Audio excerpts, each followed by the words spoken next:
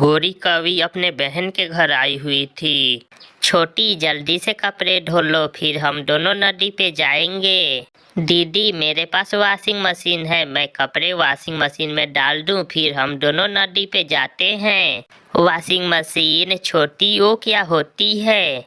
Washing machine में Surf powder, साबुन वगैरह डालकर कपड़े डाल देते हैं और फिर वो मशीन खुद व खुद ही कपड़े धो देती है। गोरी कवि के लिए ये चीज नई थी, इसलिए गोरी कवि बहुत हैरान हो रही थी। अपने बहन के पास एक दिन रहने के बाद गोरी कवि अपने घर वापिस आ जाती है। गोरी, आ गई हो तो जल्दी से मेरे और जग्गू के कपड़े धो दो। पति जी, अब मैं अपने पंख से कपड़े नहीं धोऊंगी, मेरी बहन के पास वॉशिंग मशीन है। आप भी मुझे एक वॉशिंग मशीन ला कर दे, फिर ही मैं कपड़े धोऊंगी। Washing machine? मेरे पास इतने पैसे नहीं हैं। अगर पैसे नहीं हैं तो क्यों की थी शादी मुझसे? जो चीज भी मांगो, पैसे नहीं हैं, पैसे नहीं हैं। किस दिन होंगे तुम्हारे पास पैसे? अच्छा, मैं जाता हूँ और देखता हूँ। फिर कालू कौवा बाजार जाता है। वो इलेक्ट्रॉनिक्स की दुकान पे जाता है। कबूतर जी, क्या आपके पास कोई सस्ती वॉशिंग मशीन है? हाँ है, ये चाइना की वॉशिंग मशीन है, ये बहुत सस्ती है, मगर तुम हमारे देश की बनी हुई वॉशिंग मशीन लो, ये सबसे अच्छी है और मोटर की भी 5 साल की वारंटी है। मेरे पास इतने पैसे नहीं हैं। कबूतर जी, आप मुझे ये चाइना की सस्ती वाली वॉशिंग मशीन दे दो। फिर कालू कौवा चाइना की सस्ती वाली वॉशिंग मशीन लेकर घर चला जाता है। घर जाकर कालू कौवा वॉशिंग मशीन का स्विच लगाता है और उसे ऑन करता है। रुको कालू जी, मैं कपड़े और सर्फ डाल दूं, फिर ऑन करना। गोरी जग्गू के कपड़े पहले डालती है और साथ ही सर्फ और पानी डाल देती है। कालू जैसे ही स्विच ऑन करता है, वॉशिंग मशीन से टिक टिक की आवाज आती है और एक बार चलकर ही रुक जाती है। कालू, मेरी बहन की मशीन तो इतनी तेजी से चल रही थी और ये एक बार चलकर ही थक गई है। मैं अभी देखता हूँ। कालू कौवा कबूतर को फोन लगाता है। हेलो कबूतर जी, जल्दी आओ, मैं कालू कौवा बोल रहा हूँ, मेरी वॉशिंग मशीन चल नहीं रही। थोड़ा इंतजार करो, मैं अभी आता हूँ। थोड़ी देर बाद कबूतर आ जाता है। ये चाइना का माल है, मैंने कहा था तुमसे अपने देश की वॉशिंग मशीन ले लो, मगर तुमने बात न मानी, अब मैंने ठीक कर दी है।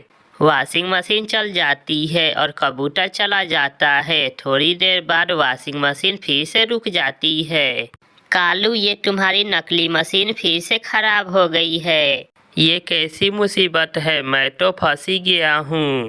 ऐसे ही कई दिन गुजर जाते हैं। वो वॉशिंग मशीन एक दिन चलती तो एक दिन बंद हो जाती है।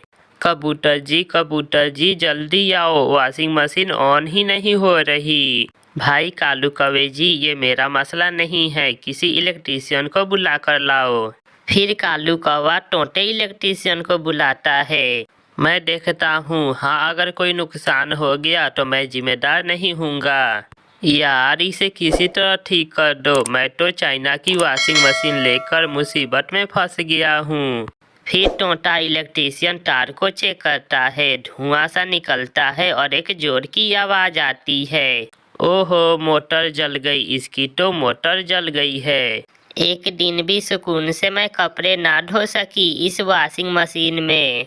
मैं भी बहुत तंग आ गया हूँ। दुकान वाले कबूतर ने सच ही कहा था कि चाइना का माल ना लो। फिर कालू कौवा वो चाइना की वॉशिंग मशीन सर पे उठाए नदी पर जाता है और एक पेड़ पर बैठकर वो वॉशिंग मशीन पानी में फेंक देता है। जान छूटी, जो भी चाइना की वॉशिंग मशीन लेगा मेरी तरह ही मुसीबत में फंसा रहेगा। फिर कालू कौवा बाजार जाता है और इंडिया की बनी हुई एक अच्छी वॉशिंग मशीन खरीद लेता है। उस दिन के बाद गोरी भी सुखी और कालू कौवा भी सुखी हो जाते हैं। प्यारे दोस्तों, इस कहानी को लाइक, अपने दोस्तों के साथ शेयर और चैनल को सब्सक्राइब करना बिल्कुल मत भूलें। आपका धन्यवाद। सुबह से शाम हो गई थी, मगर अभी तक रानो चिड़िया के ढाबे पर कोई भी ग्राहक नहीं आया था। आज का सारा खाना फिर से फेंकना पड़ेगा, कोई ग्राहक आता ही नहीं। मैं बहुत मेहनत से खाना बनाती हूँ, शुद्ध घी और ताज़ी सब्जियाँ इस्तेमाल करती हूँ। कबूतर कबूतर ना ना, उस चिड़िया के ढाबे से कुछ ना खाना, उसका खाना एक नंबर बेकार है। मैंने अभी अभी खाया था, जरा से भी स्वाद नहीं है चिड़िया के खाने में।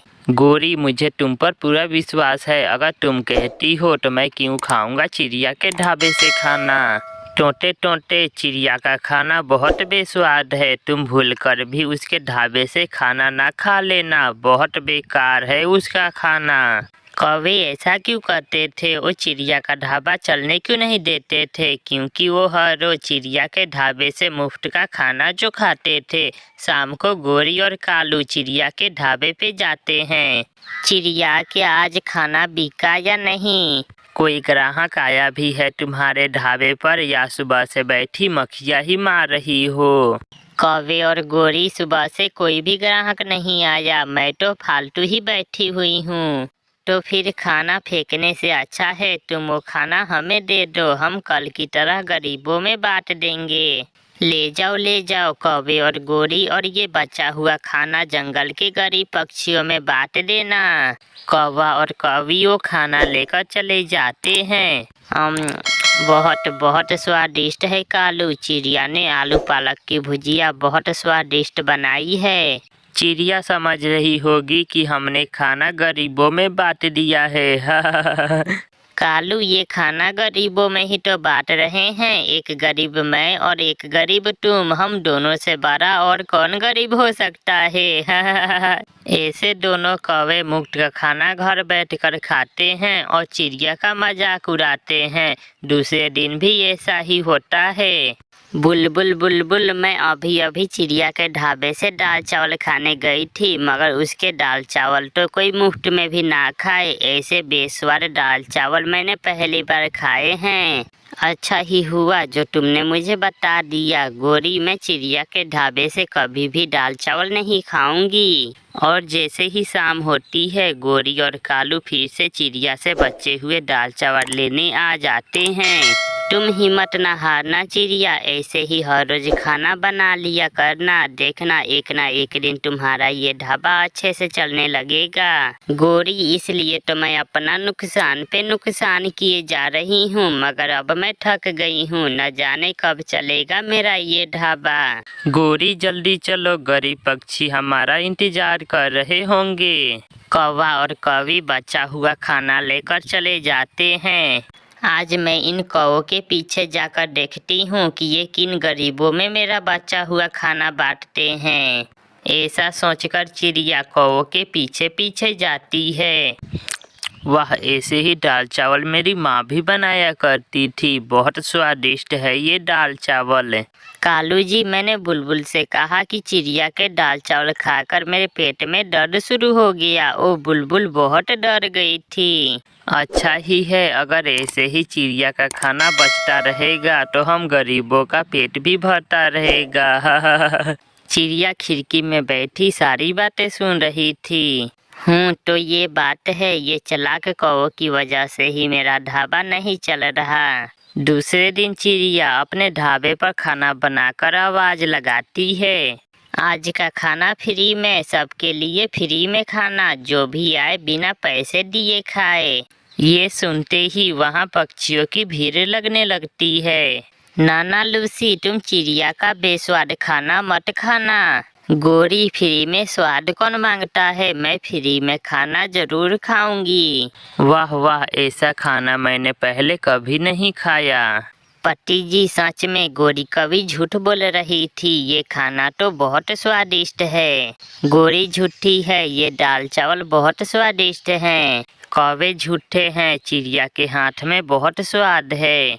ऐसे उस दिन के बाद से चिड़िया का ढाबा अच्छे से चलने लगता है और कौवों का मुफ्त का खाना बंद हो जाता है। प्यारे दोस्तों, इस कहानी को लाइक, अपने दोस्तों के साथ शेयर और चैनल को सब्सक्राइब करना बिल्कुल मत भूलना। आपका धन्यवाद।